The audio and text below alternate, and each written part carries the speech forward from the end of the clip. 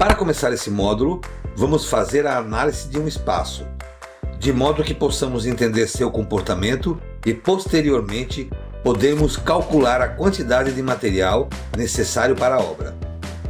Vejamos então como analisar um cômodo que receberá o forro de PVC. Sabemos que a maioria dos forros que já trabalhamos são colocados em ambientes retangulares.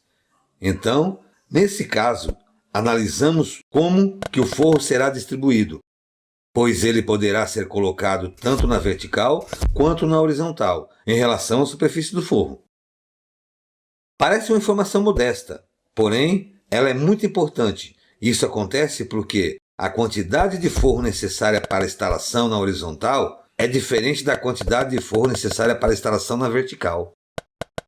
Essa relação é ainda mais relevante quando o formato da sala é irregular. Outro ponto importante diz respeito da altura do forro até o teto. É interessante prever esse espaço para que tenhamos material suficiente para a criação de pontaletes, os quais dão suporte à estrutura nas áreas centrais do forro. Painéis decorativos. A análise das paredes para a instalação de painéis decorativos de PVC é ainda mais simples. Além das medidas normais do espaço em que será aplicado, é importante ver a presença de pontos de luz, aberturas, entre outras variantes que exigem corte de material. E assim, finalizamos a nossa aula, onde aprendemos como analisar o ambiente para a instalação de painéis e forros de PVC.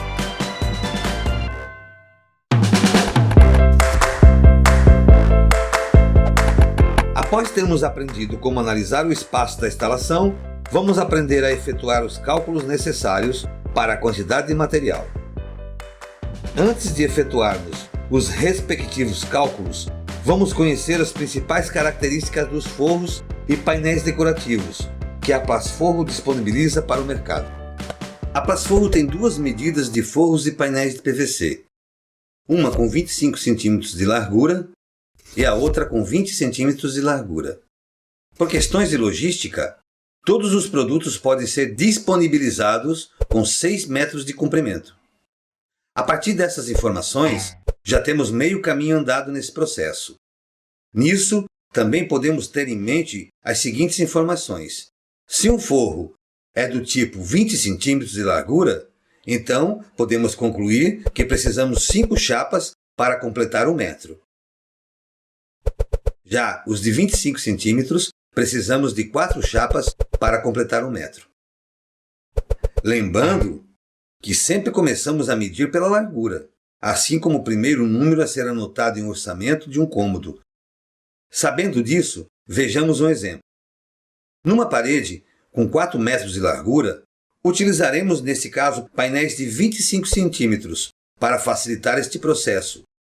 Utilizaremos o comprimento da chapa relacionado ao comprimento do cômodo. Como já sabemos, no mercado temos disponíveis painéis de 6 metros de comprimento. Neste caso, será necessário cortar o painel ao meio, com 3 metros de comprimento.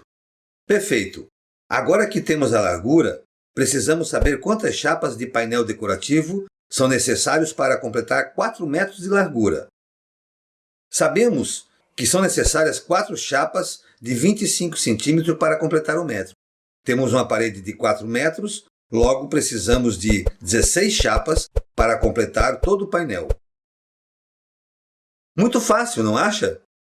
Veremos agora o segundo caso. Temos um cômodo com 2 metros de largura por 3 metros de comprimento. Sabemos que usaremos o lado maior do espaço em relação ao comprimento do forro, então precisaremos preencher a largura menor. Sabemos que são necessárias de 4 chapas de 25 cm para completar um metro. Logo, precisaremos de 8 chapas de 3 metros para preencher toda a área. Assim, terminamos mais essa aula. Nas próximas aulas, veremos como calcular os demais componentes para a nossa instalação e assim podemos efetuar um orçamento completo para o cliente.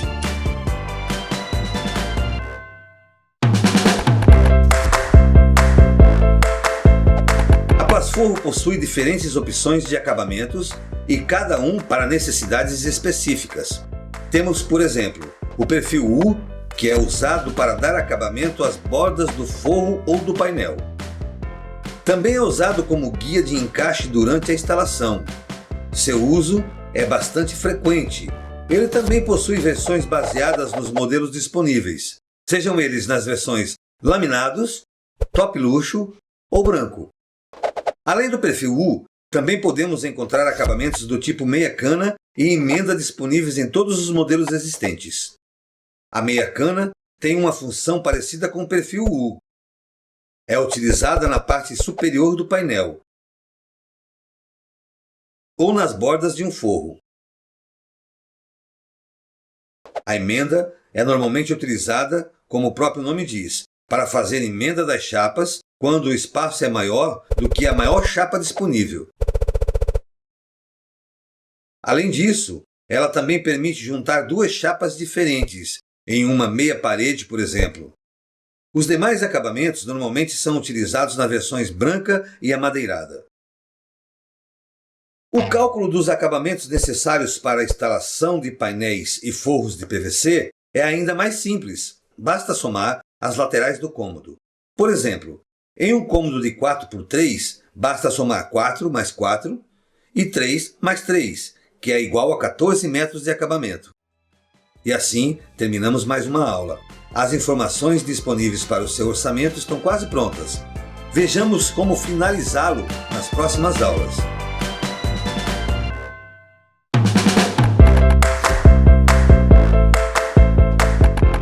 A estrutura de PVC, madeira ou metalon são utilizadas para dar suporte ao forro ou painel de PVC. No caso dos painéis nas paredes, ele não é estritamente necessário. É usado normalmente quando se quer afastar ou esconder fios, entre outros elementos, pois ele cria uma certa distância em relação à parede. Já a estrutura para forros é essencial. Ela é que dá suporte e firmeza para todo o painel. Uma estrutura mal feita poderá, além de tornar o espaço desagradável, comprometer toda a instalação do painel, deixando assim sinais de imperfeições, ondas ou serviço mal acabado. Para montar a estrutura dos forros, usamos sarrafo de PVC, sarrafo de madeira ou perfil de metalon. Depende da cultura de cada região. O tipo utilizado vai depender dos requisitos da obra, assim como do orçamento disponível. Para ver o cálculo de estrutura necessária, vamos seguir o seguinte exemplo. Temos um cômodo de 4 metros de largura por 3 metros de comprimento. Primeiramente, calculamos a área total do forro. Sendo assim, temos 12 metros quadrados de área. E então, multiplicamos por 4, pois cada metro quadrado de forro utiliza 4 metros lineares de sarrafo de madeira, sarrafo de PVC ou metalon, resultando em 48 metros lineares para a instalação do forro. E assim terminamos mais uma aula, onde aprendemos como calcular a quantidade de estrutura para a sua obra.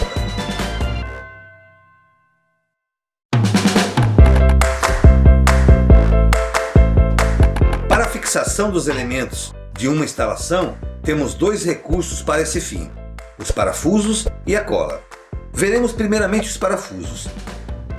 Para fixar os perfis de colocação ou sarrafo de teto, recomendamos o uso dos parafusos tipo 3,5 por 20 flangeado.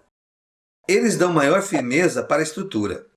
Parafusos tipo 3,5 por 12 flangeados são muito práticos de usar para fixar o forro no sarrafo.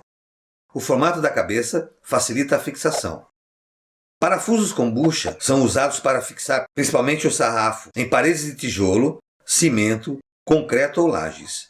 Use-se preferencialmente a bucha de 6 mm ou 8 mm. Os parafusos de fixação da estrutura e da fixação do forro são fáceis de calcular. Basta multiplicar a área por 4. Exemplo: num cômodo de 12 metros quadrados, multiplicamos 12 vezes 4. Então, teremos 48 parafusos para o forro e 48 parafusos para a estrutura. Não que seja uma conta exata, mas é aproximada. Já parafusos e buchas de parede ou teto variam, pois pode usar mais ou menos dependendo da necessidade. Já conhecemos tipos de parafusos para fixação. Veremos um pouco sobre os adesivos. No mercado atual, utilizamos cola tipo PU, as quais estão disponíveis na cor branca e na cor cinza. Ela pode ser usada para fixar painéis de PVC na parede, ou até mesmo para fazer fixação em rodapés. Recomenda-se um tubo a cada 12 metros quadrados de painel, ou a cada 12 metros de rodapé. Essa quantidade é recomendada, porém, ela pode variar dependendo da utilização pelo instalador. Assim aprendemos um pouco mais recursos de fixação em uma instalação. A partir de agora, você estará apto a efetuar seus primeiros orçamentos.